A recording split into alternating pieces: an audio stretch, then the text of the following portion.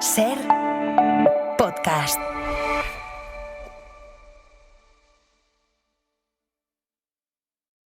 Chollín, ¿qué tal? Buenas tardes. Hola, buenas tardes, amigo. ¿Qué tal va el final de año? Bien. Con ganas de que se acabe ya. Rematando el ya siguiente. la faena, Sí. Oye, ¿sabes qué es esto que suena?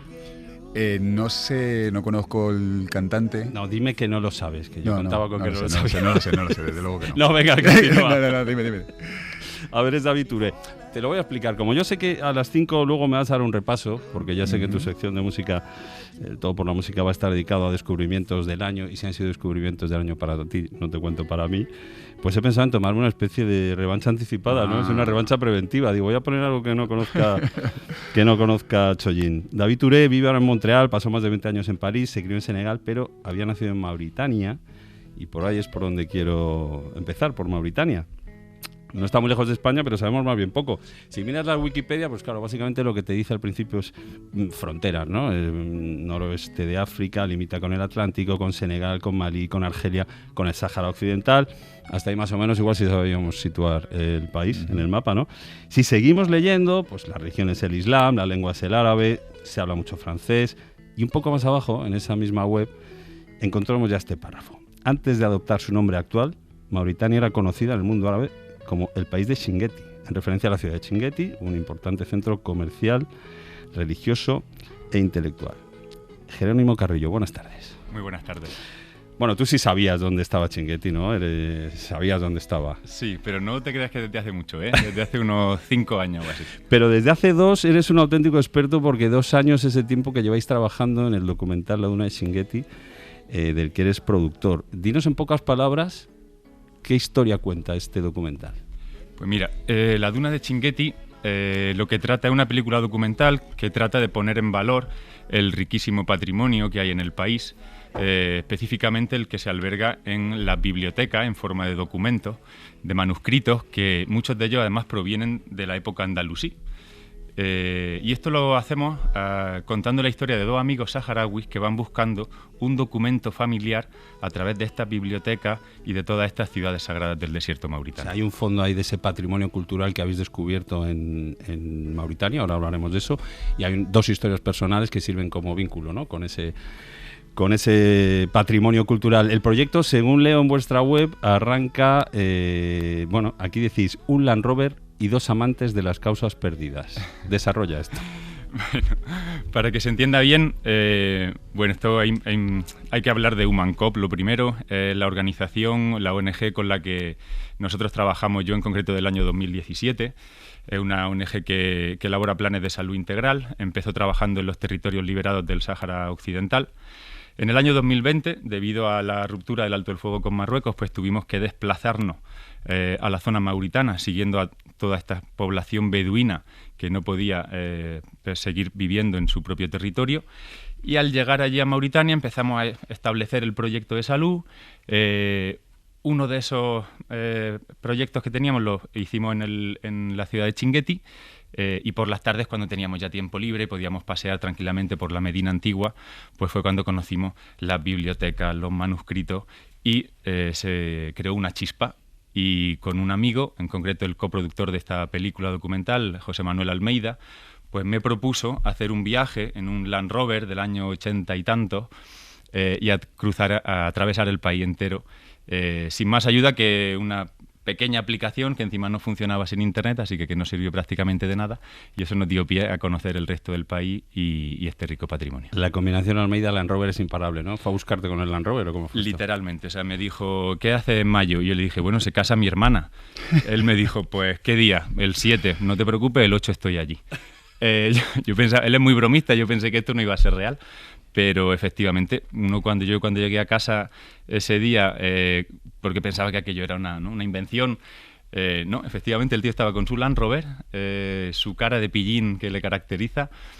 No siquiera me dejó descansar aquella tarde porque había que arreglar todo el equipaje, todos los preparativos, y a las 5 de la mañana del día siguiente estábamos saliendo hacia Mauritania. Imparable. Oye, has dicho biblioteca, pero claro, aquí en Occidente el término biblioteca tendemos a pensar una cosa que a lo mejor no tiene nada que ver con lo que es una biblioteca de estas que habéis encontrado en Mauritania, ¿no? ¿A qué te refieres cuando dices nos encontramos con las bibliotecas? Para contextualizar un poco, las ciudades sagradas de Mauritania se localizan siempre en Ouad, en ríos, en cauces de ríos que ahora están secos. Y eran los sitios de encuentro de estas caravanas de camellos en las que, bueno, las que provenían del norte pues siempre transportaban principalmente sal. Las del sur pues eran llamadas oro, especias, marfil. Entonces se encontraban en estos cauces de ríos porque había pozos donde todavía se podía acceder al agua. Y en esos intercambios comerciales que podían durar semanas, incluso meses, pues no solo se hablaba de negocios, sino que también se hablaba de cultura. Se intercambiaban historias, se intercambiaban cuentos, se intercambiaban experiencias.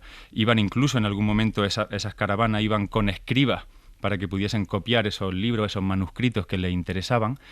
Y muchas veces o bien no querían luego transportar todos estos libros con ellos, estos manuscritos, o incluso los propios líderes de la población querían copiarlos también y entonces lo iban albergando en casas familiares. Entonces, cuando hablamos de biblioteca, a día de hoy son casas familiares que a lo largo de siglos se han ido adaptando para poder albergar todos estos manuscritos, como digo, de siglos y siglos de antigüedad. ¿Y cómo es ese momento en el que entráis en una de estas casas y de repente os encontráis, bueno, con manuscritos que no sé en qué estado estarán o cómo os los habéis encontrado y qué contenido tenían? Pues mira, la mayoría de estos manuscritos hablan de la interpretación de la ley islámica, pero también hay muchísimos dedicados a las ciencias, como las matemáticas, la astronomía, como digo, hay cuentos, hay historias. Y claro, a lo largo de todos estos siglos no ha habido nadie, ninguna institución ni el propio país de Mauritania que haya intentado ayudar a su conservación. Son las propias familias las que lo han hecho. Entonces, mientras nos contaban esta historia, hubo un bibliotecario en la ciudad de Gualata que nos mostró un manuscrito que tenía cerca de unos 500 años, en los que en un extremo nos ponía su nombre y nos iba moviendo por ese árbol, una especie de árbol genealógico, hasta llegar a su primer antepasado que empezó a conservar todos estos manuscritos. Fue muy duro cuando mirándonos a los ojos, unos ojos cristalinos, nos dijo, pues probablemente yo sea el último miembro de mi familia que cuide de este patrimonio, porque mi hijo ya tiene el teléfono, ya quiere irse a la capital, quiere intentar ganarse la vida allí, si no tiene suerte incluso pues jugársela y subirse a un cayuco a ver si puede llegar a las Islas Canarias y buscar una vida mejor, porque aquí nadie nos está apoyando, nadie nos está ayudando, así no se puede vivir. Por favor, intentad hacer llegar este mensaje al mundo, a ver si alguien o algo nos puede ayudar. Ese sería uno de los objetivos del documental, ¿no? Ahí llamar nace la el atención, ¿no? Sí, exactamente. Y bueno, que se movilice quien corresponda para evitar que esas bibliotecas, que ese patrimonio cultural siga deteriorándose, teniendo en cuenta, como decías, que buena parte de ese material que se guarda en esas bibliotecas es de origen andalusí, hay una conexión con España. Totalmente. Incluso más allá de eso, ¿no? Ya no solo los manuscritos, que efectivamente, como tú dices, muchos provienen del mundo andalusí, incluso todavía se sigue utilizando un tratado de agricultura que escribió un almeriense en el siglo XIV. O sea, son manuscritos que siguen teniendo vigencia, ¿no? A día de hoy, como por ejemplo demuestra la búsqueda de nuestros amigos, de nuestros protagonistas, ¿no? Ellos van a las bibliotecas con una misión real, no inventada, porque la película en todo momento se va grabando, se va filmando según acontece, ¿no? Pero te decía que incluso yo soy de Vera, de un pueblo de Almería, y hay un hombre que nació era el siglo XVI, Yuder Pachá, o bien conocido también como Diego de Guevara, que fue almeriense de Cuevas de la Almanzora, nacido allí, y que, bueno, después de mucha aventura, acabó conquistando toda esa zona sur de la actual Mauritania, al imperio soninké, al imperio de Ghana, y allí se habló español durante 200 años. La forma que tienen tan característica de pintar las casas de barro son formas andalusíes también, ¿no? Con cierta inspiración andalusí, que a día de hoy se siguen haciendo de la misma manera. Así que literalmente se les conocía como los Arma, ¿no? Allí, en aquella zona. Y efectivamente, literalmente, la conexión con nuestra propia cultura, nuestro patrimonio, nuestro legado es directa y es clarísima. Qué bueno, qué interesante. Pero entonces, ¿quién sería el protagonista de toda esta historia? ¿Estas personas o los textos? Para nosotros, los manuscritos, las bibliotecas y las familias de los bibliotecarios. Pero es verdad que en un principio lo que queríamos era también todo contar esta historia, pero iba a resultar demasiado para un público muy poco especializado, no iba a llegar el mensaje bien como queríamos, y en uno de esos viajes en los que queríamos buscar documentación, contacto, entrevistas, personajes importantes, nos acompañó nuestro amigo Bahía, y después de una semana con él en Mauritania nos dimos cuenta que él era el que tenía que ser el protagonista de esta historia, el que nos tenía que llevar no solo a nosotros, sino también al espectador por todo este viaje y mostrarnos la riqueza de este patrimonio, ¿no? Claro, porque hay una historia personal también, la de Bella. Bueno, dos historias personales, ¿no?, alrededor de esta aventura que conecta con las bibliotecas. La de Bahía, saharaui, como dices, nació en el Sáhara Occidental, antigua provincia española, y la de Suilma Ali, española de origen saharaui, que ellos descubren en este viaje, ¿no?, que tienen también una conexión familiar en común en su pasado, en sus antecedentes. Efectivamente, Bahía se dedica desde hace muchos años, él es poeta, antropólogo, y se dedica desde hace mucho tiempo a intentar conservar la memoria de su pueblo, que a causa, ¿no?, de todo lo que ha sufrido, pues es una memoria que se está perdiendo. Entonces, mientras realiza su tesis doctoral sobre la propia historia de su familia y de su pueblo saharaui, pues descubre este documento, ¿no?, que parece que dice que su familia y la de familia de Suilma, muy amiga de él, una persona también muy activista en primera línea desde hace muchos años, pues que parece que se unieron en algún momento. Y entonces cuando él la llama y le pregunta: oye, Suilma, no te vas a creer lo que he encontrado, ¿quieres venir a ver si este documento es real o no? ¿Te apetece esta aventura?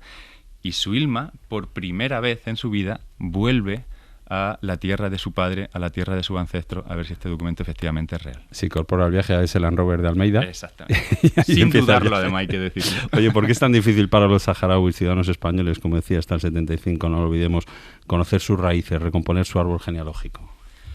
Bueno, pues porque principalmente la historia del pueblo saharaui es una historia que se transmite de forma oral. Entonces es fundamental que ellos permanezcan juntos. En el momento, a partir del año 75, cuando los separan de esa forma tan violenta, cuando hay muchas familias que tardan 15, 20 años en volver a reencontrarse, cuando hay algunas que todavía no han podido hacerlo porque siguen en territorio ocupado, porque hay otras que están trabajando en la diáspora para poder enviarle un poco de dinero para que puedan subsistir en aquella terrible jamada en la que están, pues claro, si no conviven, no transmiten esa historia y esa historia se está perdiendo. Oye, antes de meterte en esto, que llevas 2 años, bueno, te iba a decir sigues siendo médico. ¿A qué te dedicas y cuál es tu tarea ahora en Human Co, que has mencionado antes? Bueno, yo soy intensivista, sí, yo trabajo en una UCI. Intenso es todo lo que estás contando, sí. Sí, que me encanta y me gusta mucho, pero es verdad que desde hace ya más de 10 años pues me dedico a la cooperación también, lo compagino con mi trabajo en el hospital y principalmente en el proyecto de Human Co. Allí es donde yo me he dado cuenta de que la salud no simplemente depende del binomio, ¿no?, enfermo o no enfermo, sino que implica un bienestar en muchísimas otras esferas de la vida. Y entonces cuando yo también, por ese espíritu aventurero que puedo tener, pues me animo a hacer otro tipo de proyectos que no sea simplemente estar en la consulta, ¿no?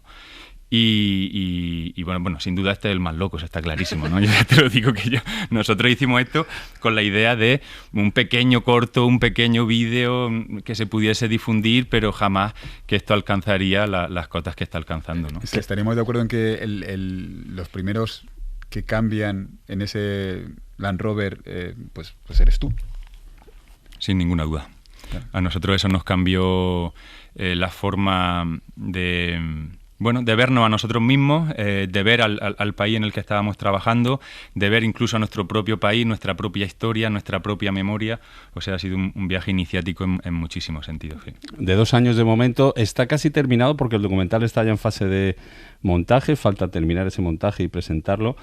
Para agilizar esta última etapa del viaje del Land Rover, tenéis abierto un proyecto de financiación, ¿no?, un crowdfunding. Cuéntanos cómo va esto y cómo se puede, si alguien se anima a ser parte de esto. Eso es. Bueno, pues como estaba diciendo, ¿no?, esto lo empezamos prácticamente lo queríamos financiar Almeida, mi amigo coproductor del proyecto, y yo, pues con nuestro dinero, porque iba a ser algo muy chiquitito.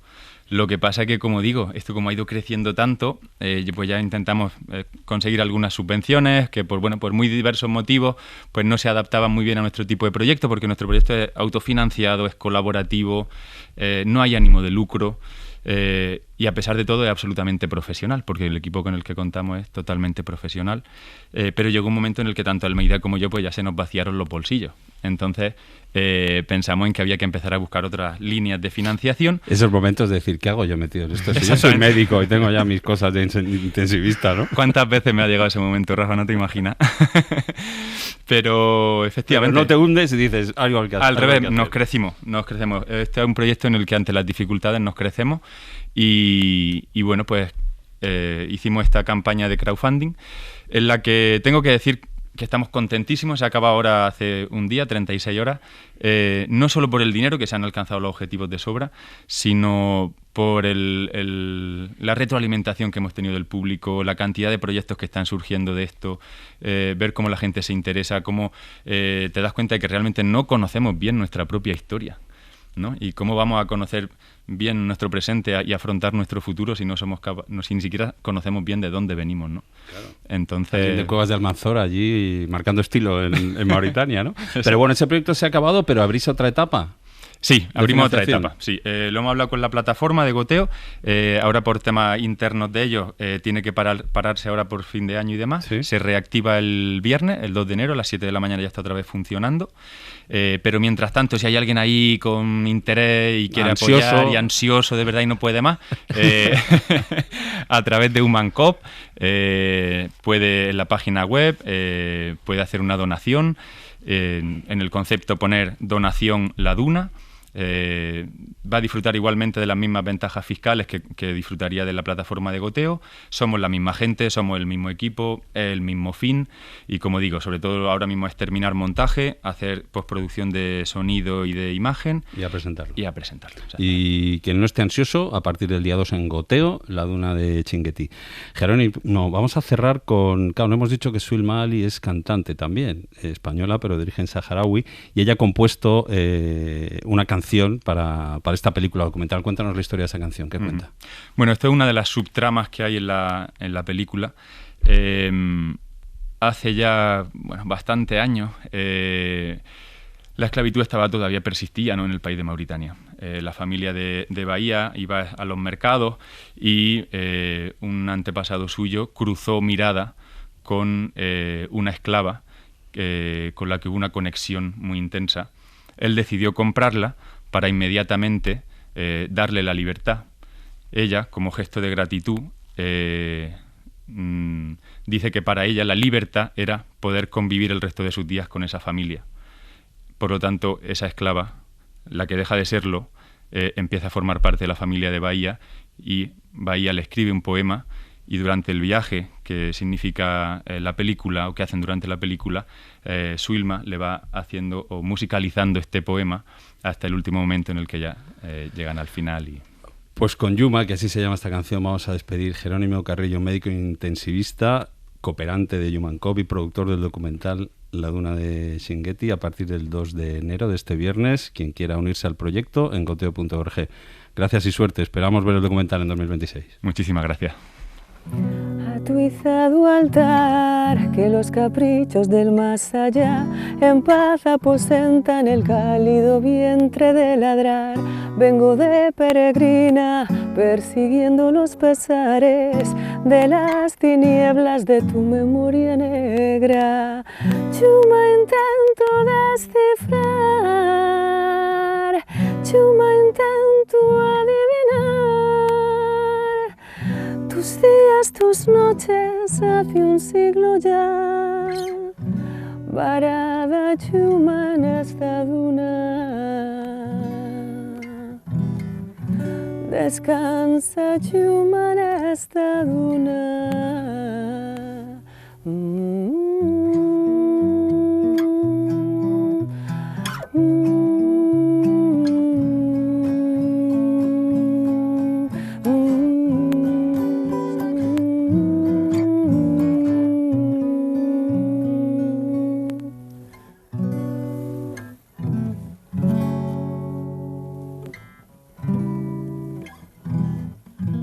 Para no perderte ningún episodio, síguenos en la aplicación o la web de la SER, Podium Podcast o tu plataforma de audio favorita.